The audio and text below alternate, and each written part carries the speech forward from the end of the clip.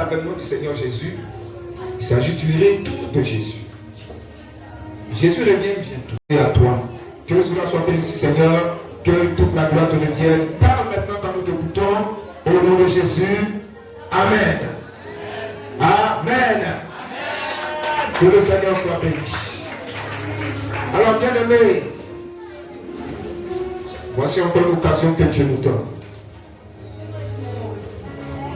Dans cette saison de pluie, Dieu nous fait grâce encore à cette heure-là de nous donner peu de soleil, comme il a fait le dimanche passé, que toute la gloire lui revienne. Alléluia. Il est le maître des temps et des circonstances, et il fait ce qu'il veut, et nous apprécions tout ce qu'il fait. Alors sois béni pour ta présence. Si tu es là pour la toute première fois, tout à l'heure après la prédication, alors tu vas te présenter et on va te connaître. Alors depuis le dimanche passé, nous avons commencé un sujet que je trouve important et qui est d'actualité. Nous sommes en train de parler de l'avènement du Seigneur Jésus.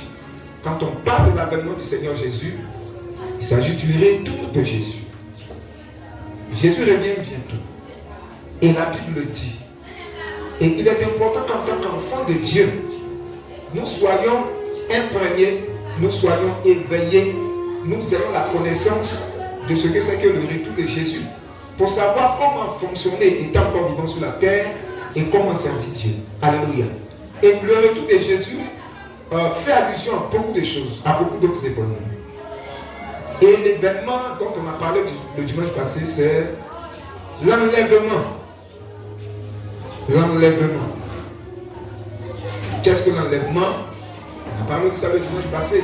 L'enlèvement surtout des croyants, des chrétiens. Et cela est biblique. Et on a vu que Jésus va revenir. Mais ce retour-là se passera en deux phases. L'enlèvement où Jésus viendra dans les airs, et puis son second retour où il viendra sur la terre.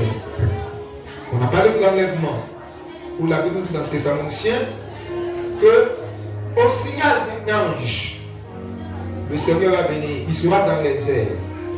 Et les chrétiens qui sont morts vont sortir des tombes, vont ressusciter avec un corps glorieux. Les chrétiens qui seront encore en vie, ils vont monter. Et ensemble avec ceux qui sont ressuscités, vont rencontrer le Seigneur dans les airs et ils vont partir. Mais ils vont pour faire quoi? On en parlera. Parce que ça sera une fête qu'on appelle les noces de l'agneau. On aura le temps de parler de cela les jours à venir. Mais ceux qui vont rester, qu'est-ce qui va se passer? On va parler de cela. Ceux qui sont morts sans connaître Jésus, ils ne vont pas ressusciter lors de l'enlèvement. Et leur corps sera encore dans le tombe. Mais ils vont ressusciter plus tard. On en parlera. Mais dans un premier temps, on a parlé de l'enlèvement. Jésus revient chercher son église. Et je nous ai exhortés à être dans ce premier convoi. Le premier convoi est meilleur. Parce que si tu rates ce convoi, tu vas rester. Les chrétiens s'en vont. Le Saint-Esprit s'en va. Le Saint-Esprit est là et ça empêche le diable de faire beaucoup de choses.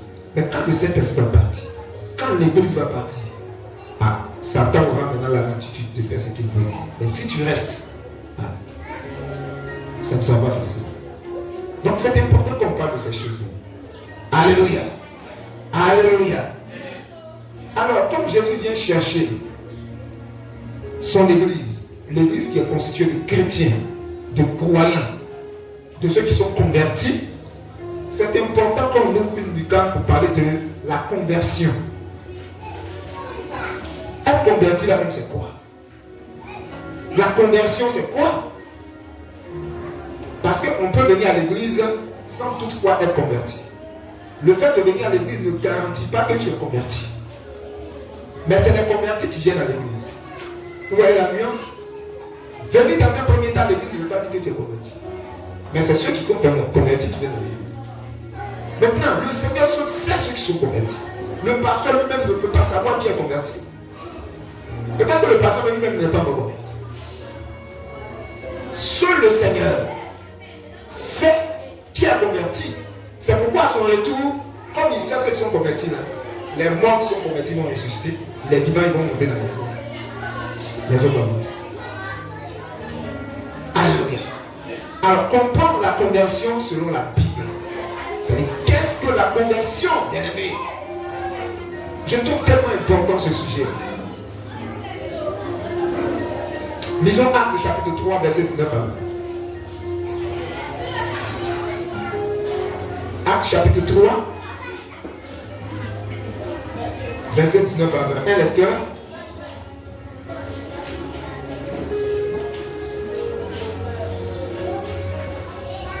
Acte 3, 19 à 20.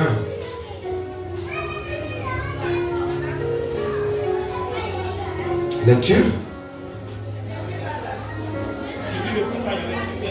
Oui. Acte 3, verset 19. Repentez-vous donc et convertissez-vous. Repentez-vous donc. Repentez-vous donc et convertissez-vous pour que vos péchés soient effacés. Afin que les temps de rafraîchissement viennent de la part du Seigneur et qu'il envoie celui qui vous a été destiné, Jésus-Christ. Alléluia. Repentez-vous donc et convertissez-vous pour que vos péchés soient effacés, afin que des temps de rafraîchissement viennent de la part du Seigneur et qu'il envoie celui qui vous a été destiné, Jésus-Christ. Vous voyez ici dans le livre d'Actes le discours de Pierre qui s'adressait à des gens, des incroyants. Il a dit repentez-vous donc et convertissez-vous. On reviendra sur ce passage-là pour bien le comprendre. Mais on va chercher à comprendre cette affaire de conversion. On va entrer dans les mots techniques, ressortir ça et tu vas rentrer maintenant dans la Bible, pour ressortir des versets et avoir une bonne compréhension de ce que c'est que la conversion. Pour que toi-même tu t'examines, suis-je converti? Alors, étymologiquement, c'est-à-dire avec les mots dans les versets là, parce que la Bible a été écrite en hébreu, Nouveau Testament en grec, donc il y a des mots là. Je ne vais pas me fatiguer avec les mots, mais c'est le sens là que je vais ressortir. Alors, les mots hébreux et grecs là, leur sens de convertir veut dire se tourner, se retourner, se détourner, revenir. Donc, quand l'hébreu utilise le mot conversion, ou en grec, le mot conversion utilisé, ça veut dire se détourner, retourner, se détourner et puis revenir. Maintenant, en latin, c'est le mot convertir, qui veut dire changement de conduite ou de direction. Donc, quand le latin parle de conversion, il veut dire changement de conduite ou de direction. Tu as emprunté une direction, à un moment donné, tu t'arrêtes, tu prends conscience que la voie que j'ai empruntée là, ce n'est pas une bonne voie. Et puis, tu changes de voie.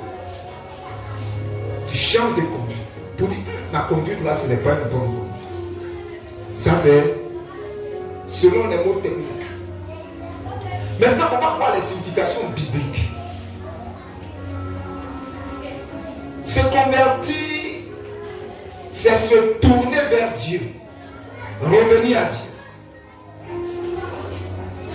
Se tourner vers Dieu, revenir à Dieu. Lisons Ésaïe 55, verset 7. On va lire beaucoup de passages aujourd'hui. Donc soyez prêts pour le lire ici. Ésaïe 55, verset 7. Lecture. Ésaïe 55, verset 7. Si tu trouves le passage, tu me fais la lecture. Ésaïe 55, 7. Oui. Que le méchant abandonne sa voie et l'homme d'iniquité ses pensées. Qu'il retourne à l'Éternel, qui aura pitié de lui, à notre Dieu, qui ne se lasse pas de pardonner. Voilà. Que le méchant, donc le païen, qui ne connaît pas Dieu, qui ne connaît pas Jésus, que le méchant abandonne sa voie et l'homme d'iniquité ses pensées, qu'il retourne à l'Éternel, la conversion. Qu'il retourne à l'Éternel, qui aura pitié de lui, à notre Dieu qui ne se lasse pas de pardonner. Donc, la conversion là, c'est se tourner vers Dieu, revenir à Dieu. Tu es perdu, tu prends conscience que tu es perdu, tu reviens à Dieu. La conversion. Lisons Acte 14, verset 15. Acte 14, verset 15.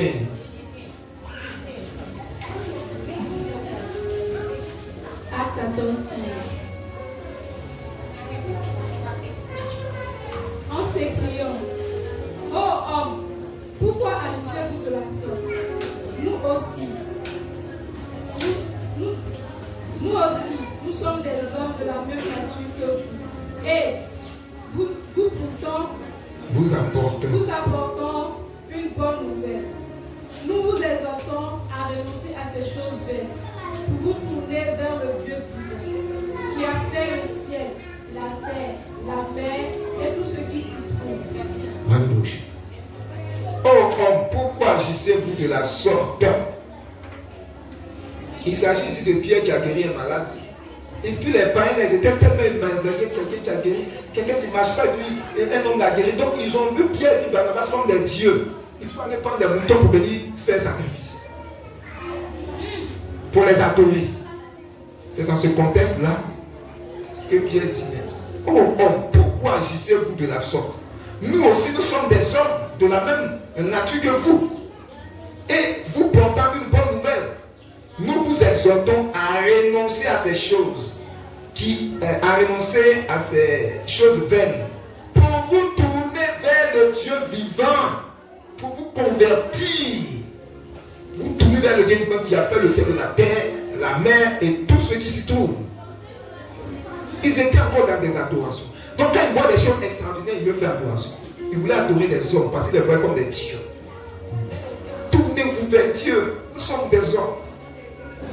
Convertissez-vous. Est-ce que tu es encore dans des adorations bizarres? Tourne-toi vers Dieu. Donc, la conversion, c'est se tourner vers Dieu. C'est de revenir à Dieu. Une autre signification. La conversion est associée à la repentance et à la foi.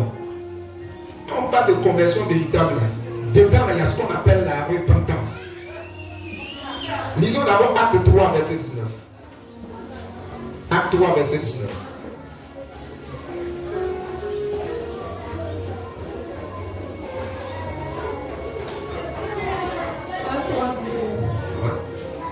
Répentez-vous donc et convertissez-vous pour que vos péchés soient effacés. Voilà. C'était notre passage qu'on a lu. Répentez-vous donc et convertissez-vous. Donc, vous voyez que la conversion est liée à la repentance. Il ne peut pas avoir de véritable conversion s'il n'y a pas au préalable la repentance. Mais la repentance là-même, c'est quoi? La repentance, c'est la douleur profonde et sincère que quelqu'un éprouve d'avoir offensé Dieu, d'avoir péché contre Dieu. Donc le pécheur, il reconnaît intérieurement sa culpabilité devant Dieu et regrette sincèrement d'avoir fait le mal. Ce n'est pas quelqu'un qui va l'exhorter à cela. Mais à un moment donné, il prend conscience. Même si c'est comme ton frère ou bien comme quelqu'un, mais il prend conscience quand il a fait du mal à Dieu. Parce que ce qu'il a fait là, Dieu condamne ça. Personnellement et intérieurement, ça lui fait mal. Qu'il a péché contre Dieu. Qu'il a mal agi contre Dieu. C'est différent du remords. C'est ce que c'est que le remords. Le remords là, c'est regretter d'avoir fait le mal. Mais le fait de regretter d'avoir fait le mal là, tu regrettes parce que tu seras puni. Tu regrettes parce que tu as honte de ce que tu as fait. Mais tu ne regrettes pas parce que ça te fait mal d'avoir offensé Dieu. Ou bien d'avoir offensé ton prochain. Donc quelqu'un peut avoir du remords, ça lui fait mal. Mais à cause de la honte, qu'est-ce que les gens vont dire de moi? C'est ça qui fait que ça lui fait mal. Sinon, ça ne lui fait pas mal parce qu'il a causé un dommage à quelqu'un. Ça a été le cas de Judas. C'est pourquoi il allait se pendre. Il allait prendre Jésus, on lui a donné l'argent. Mais après, il a eu remords. Il a jeté l'argent, il allait se pendre. Il a eu honte. Qu'est-ce qu'ils vont dire de moi? Donc, le remords est différent de la repentance. Le remords, ça pousse les gens au désespoir. Quelqu'un peut se suicider parce qu'il a honte d'un acte qu'il a posé. Donc, il va se donner la mort. Oui. Mais la repentance là, nous pousse vers Dieu. Nous pousse à la confession, à avouer ce qu'on a fait de mal. La repentance a produit la foi que si on demande pardon là, Dieu va nous pardonner. La repentance là, ça nous conduit à abandonner ce qu'on a fait de mal. La repentance nous conduit même à ce qu'on appelle la réparation. À réparer ce qu'on a fait. Tu fais affaire avec quelqu'un et puis tu as été tenté, tu as détourné l'argent. Et puis tu viens à l'église, le message est en train de passer et puis le Saint-Esprit te convainc que ce que tu as fait là, c'est pas bon. Parce que l'affaire de repentance, c'est le Saint-Esprit qui convainc quelqu'un. Mais il y a toi aussi ton apport. Le fait que tu acceptes que vraiment tu as mal agi. Il y a des gens, le Saint-Esprit est convainc, mais ils refusent d'accepter que tu as mal agi. Et quand le Saint-Esprit te convainc, tu vois que tu as posé un acte grave. Tu as péché contre Dieu, tu as péché contre ton frère. Tu vas avouer cela, sinon tu ne seras pas à l'aise. Donc dans la repentance, il y a la confession. Tu dis ce que tu as fait. Qui a pris? Non, c'est pas moi. C'est pas moi. Mais quand tu dis c'est pas moi, et puis le Saint-Esprit montre que tu as vraiment commis un acte grave, ça va te faire mal. Si tu ne dis pas là, tu ne seras pas à l'aise. David a dit, tant que je me suis tué, mes os se consumèrent. Mais pendant que je parle, si tu as fait quelque chose, toi-même le Saint-Esprit en train de tu appelles, mais tu luttes, ça te fait mal, mais tu luttes. Attention, il faut parler. La confession là, ça libère. Et quand tu confesses, c'est parce que tu as la foi que le Seigneur va te parler. Quel que soit ce que ça va te coûter. Et tu es prêt à abandonner parce que tu reconnais que c'est un acte grave. Et tu es prêt à même restituer. Parce que ce que je vais te dire, non, il faut me pardonner, c'est quand même, j'étais tenté, il faut me pardonner. Non, il faut rembourser. La repentance nous conduit par moment à réparer des actes qu'on a fait. Un tort qu'on a fait à quelqu'un. Ouais, la repentance c'est quelque chose de très fort. Alléluia. Si un frère t'a donné un livre, tu allais lire, puis tu as fait perdre. Tu ne sais pas comment il puisse se perdre. Mon frère, pardonne-moi, je ne sais pas me dire pardonne-moi. Ça te fait mal. Là, j'étais un homme de Dieu. Là, tu as réparé le tort. Il a besoin de ça. Tu as fait perdre son livre. Pardon, ça me fait mal. Oui, ça te fait mal. Tu as en train de te repentir, non? Mais tu as combien d'actes graves? Il a besoin de ça. Débrouille-toi, va acheter un livre. Là, tu seras vraiment libre. La repentance, c'est l'œuvre du Saint-Esprit, mais ça n'exclut pas l'apport de l'homme. L'homme aussi a son engagement. Vous vous rappelez de l'histoire de, comment ça s'appelle, Zachée. Quand Jésus est arrivé chez lui, le monsieur là, c'est un collecteur d'impôts, donc des fois il abusait. Il avait l'argent. C'est comme aujourd'hui, c'est pas, les gens d'impôts ou bien aux forêts, ils peuvent s'enrichir facilement. C'est comme ça, la douane, tout ça. À cause de ça, les gens ne les aiment pas. Et à un moment donné, le monsieur là n'était pas en paix. Parce qu'il sait ce qu'il a fait. Et quand Jésus est arrivé à son niveau, il dit, Zachée, il faut descendre. Aujourd'hui, là, je dois arriver chez toi. Je sais que toi-même, là, tu me cherches. Il tremblait comme ça. Jésus est arrivé chez lui. Lui, comme ça, Jésus est arrivé chez lui. Il était. Et il dit, Seigneur, il allait sortir son coffre fort. Il dit, Seigneur, voici mon coffre fort là. Si elle fait du mal à quelqu'un là, je suis prêt à rembourser 4 fois. Et Jésus dit, le salut est entré aujourd'hui dans cette maison. Il était prêt à réparer son corps. Alléluia. Donc, la conversion est associée à la repentance et à la foi. Tu dis que tu es converti là. Comment?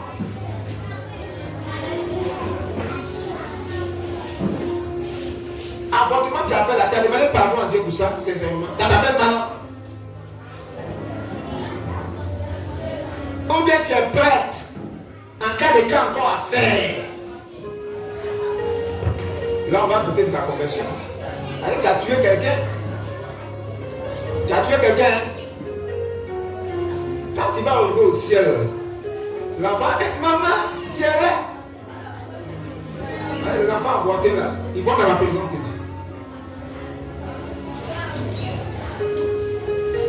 Il va te reconnaître.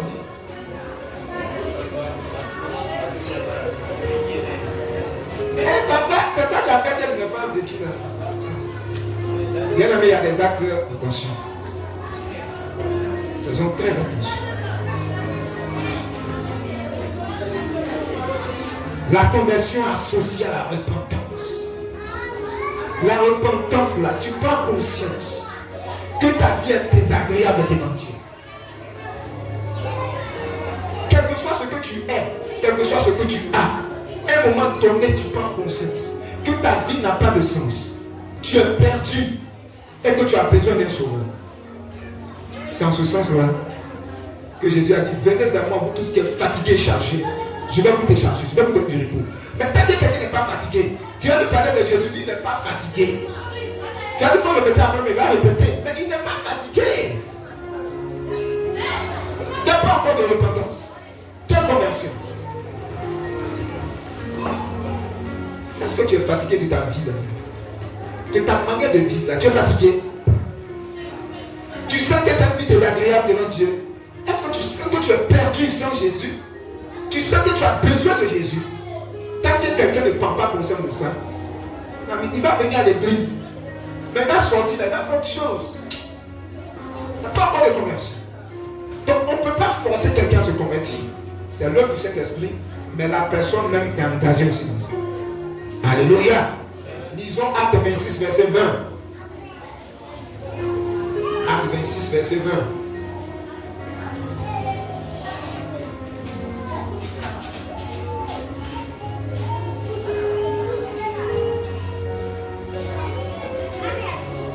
Oui, lecture. Acte 26, verset 20.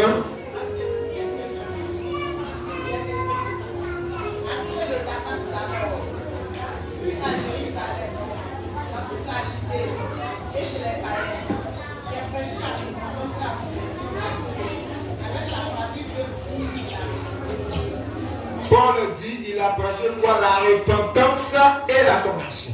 Les deux là sont. Repentez-vous et convertissez-vous. Comment tu es parvenu au salut? Quel est le message que tu as écouté, tu as entendu? Ou bien on t'a dit, si tu viens à l'église là, Dieu va te bénir. Tes affaires seront débloquées. C'est pourquoi tu es venu? Est-ce qu'il y a eu une véritable repentance?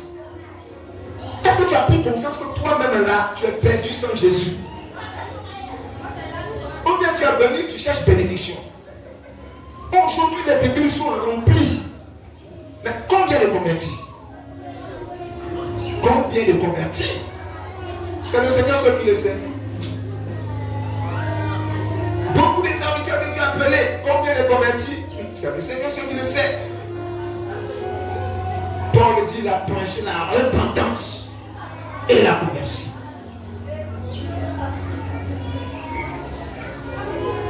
Lisons Luc 13, verset 3. Luc 13, verset 3.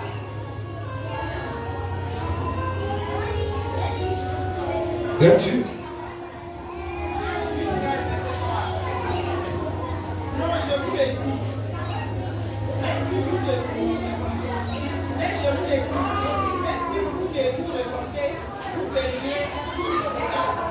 Ah, c'est Jésus qui parle.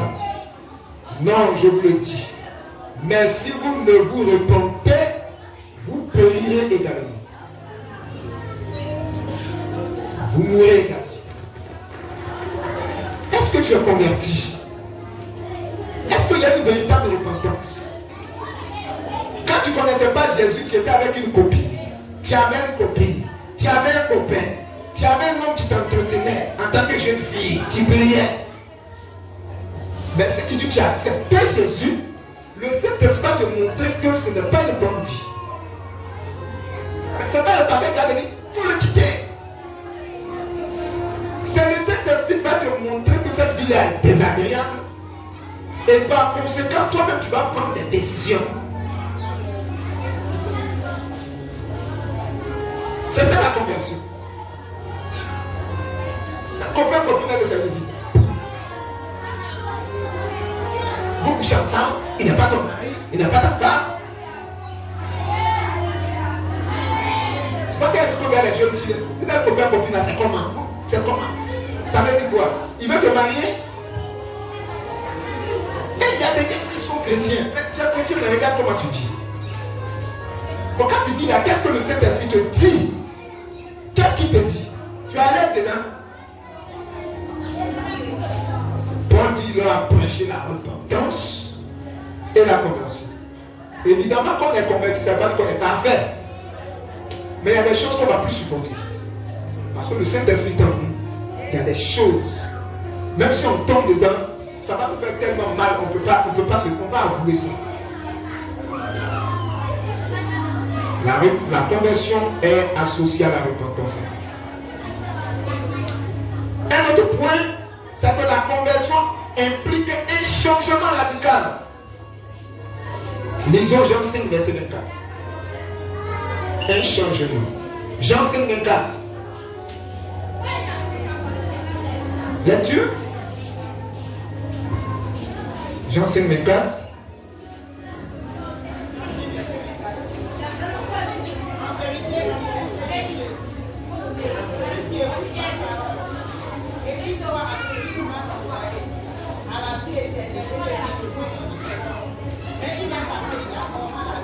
En vérité, je vous le dis, celui qui écoute ma parole et qui croit à celui qui m'a envoyé, à la vie éternelle et ne vient point en jugement, mais il est passé de la mort à la vie. Où est le changement là?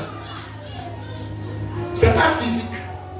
C'est pas comme au niveau de sa vie ou bien de sa condition d'abord matérielle ou sociale. Mais sa position devant Dieu, il y a un changement de position. Avant, il était dans le royaume des ténèbres. Satan était son père. Mais quand il accepte Jésus, et quand la conversion est réelle, il y a un changement radical de position. Il quitte ce royaume des ténèbres là pour aller dans le royaume de lumière.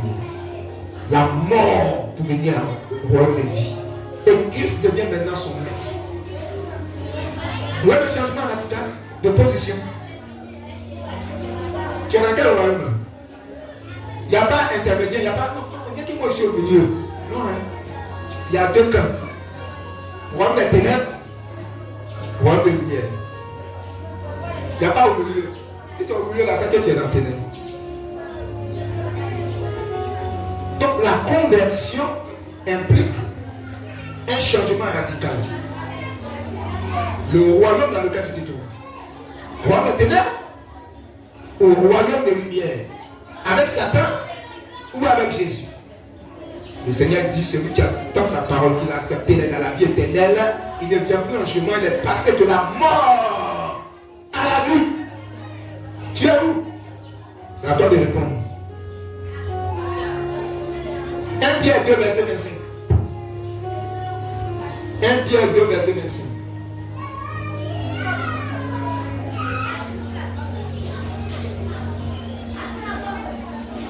1 Pierre 2, verset 25, dit quoi?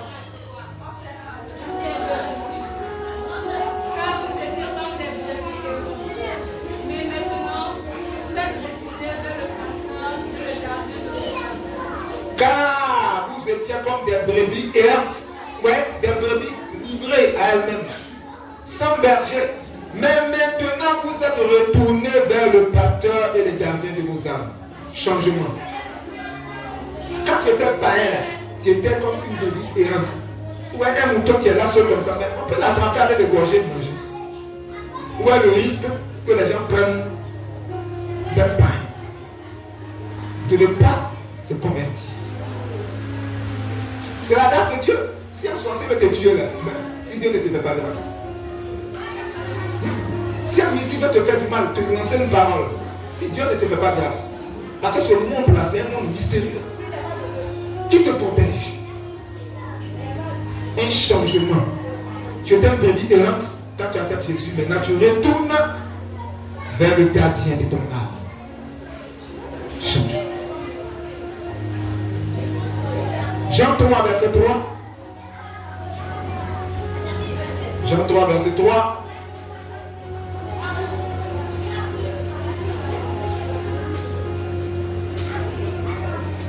On a presque fini. Ouais, lisez Jean 3, verset 3.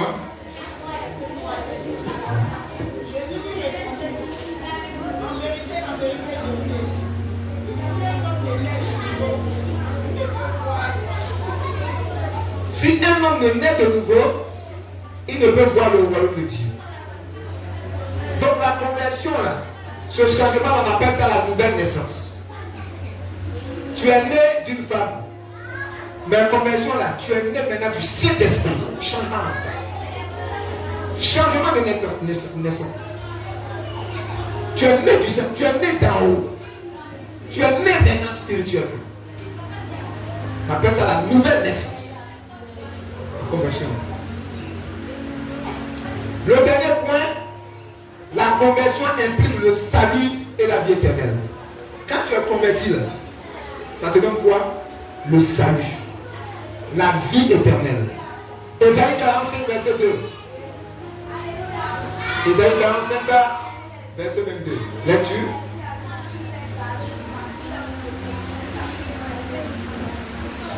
Ésaïe 45, verset 22.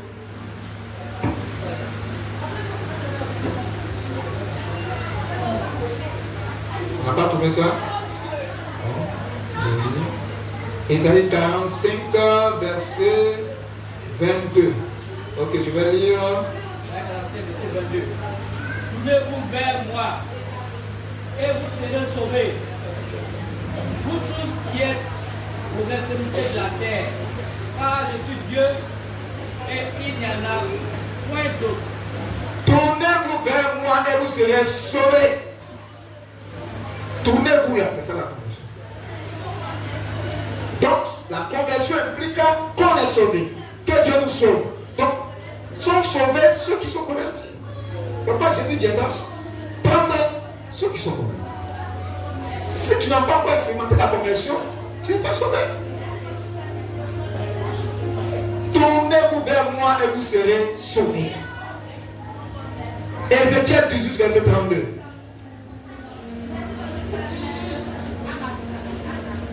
Ézéchiel 18, verset 32.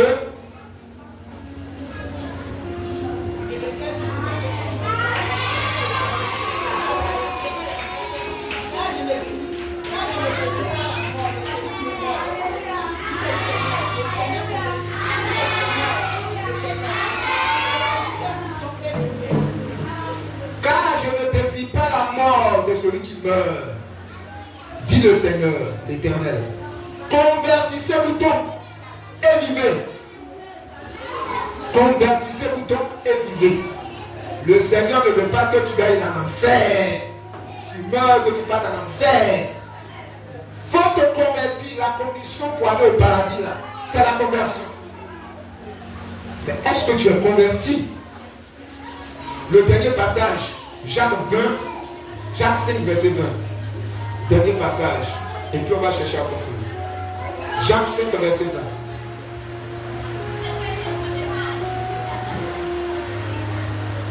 Acte 5, verset 20 du quoi? Je lis.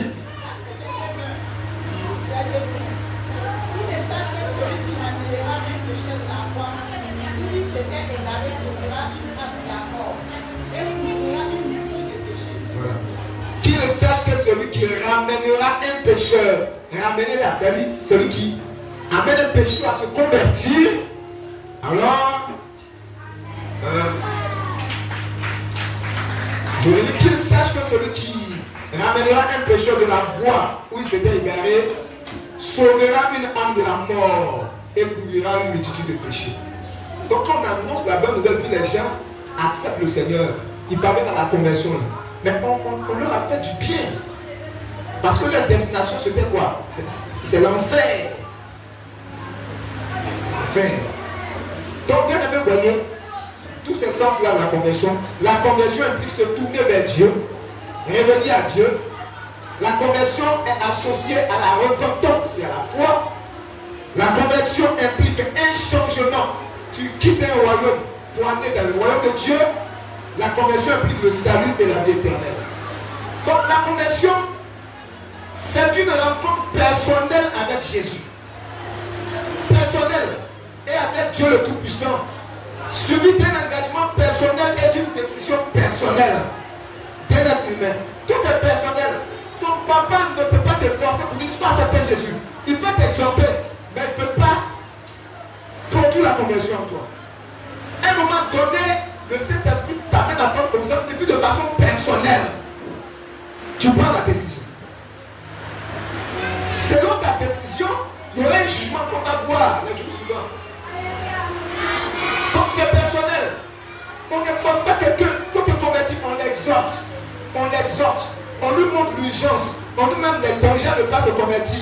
Mais il est libre, il a le dernier mot. Il a le dernier mot. Donc un engagement personnel, une décision personnelle. On peut se convertir de religion. Tu peux être membre de l'église et puis ne pas être encore converti. Parce que ce n'est pas l'étiquette de l'église là qui sauve quelqu'un. C'est ta décision personnelle vis-à-vis de Jésus. C'est ce qui te sauve. Tu peux être même baptisé, confirmé, comme le dirait c'est. Tu peux être actif. Et peut-être que tu n'es pas encore converti. La conversion est un événement ayant lieu une fois pour toutes. Ça, retenez ça. On ne se convertit pas plusieurs fois. Ça se produit une seule fois. Tu peux venir à l'église, faire beaucoup de choses, mais peut-être que tu n'es pas encore converti. Et puis, une occasion se présente pour vraiment le Saint-Esprit te touche. Et c'est là la conversion se produit. On ne se convertit pas deux fois. Une seule fois. Un moment précis dans la vie d'une personne où elle place sa foi en Christ pour recevoir le pardon de ses péchés. On me dit, mais ceux qui rétrogradent et puis qui reviennent. Quelqu'un peut être converti, mais il connaît une faiblesse. Il connaît une faiblesse. Voilà. Mais si quelqu'un dit, bon, moi j'abandonne la main du Seigneur, il n'a jamais été converti. Tu ne peux pas avoir le Saint-Esprit en toi. Fais des choses et puis tu dis, bon, moi j'abandonne, moi je veux plus être chrétien. Soit tu n'as jamais été converti, ou bien fait des conversions, même tu n'as jamais compris. Ça peut être où on vient, on sort, on vient parce que notre nom est écrit dans le livre de vie. Donc le Seigneur sait ceux qui sont appelés même à être convertis. Donc il va pas écrit, et puis tu quittes, il va effacer. Tu reviens écrit, tu quittes, il va effacer. Mais c'est à quel jeu tu joues? Quand il est écrit là, c'est écrit. D'ailleurs, quand on est né là, le Seigneur sait. C'est déjà écrit. Il sait ce qu'on va faire ici. Ils vont, ils viennent, il sait. La conversion, c'est une seule fois. Mais par contre, la vie chrétienne, parce que quand on est converti, maintenant il faut vivre la nouvelle vie qu'on appelle la vie chrétienne. La vie chrétienne, maintenant, c'est un processus de tous les jours. Il faut grandir, connaître davantage le Seigneur, le servir. Voilà. Peut-être qu'on aura le temps de parler de ça une prochaine fois. Mais ce matin, nous parlons de la conversion. Bien-aimé, est-ce que tu es converti?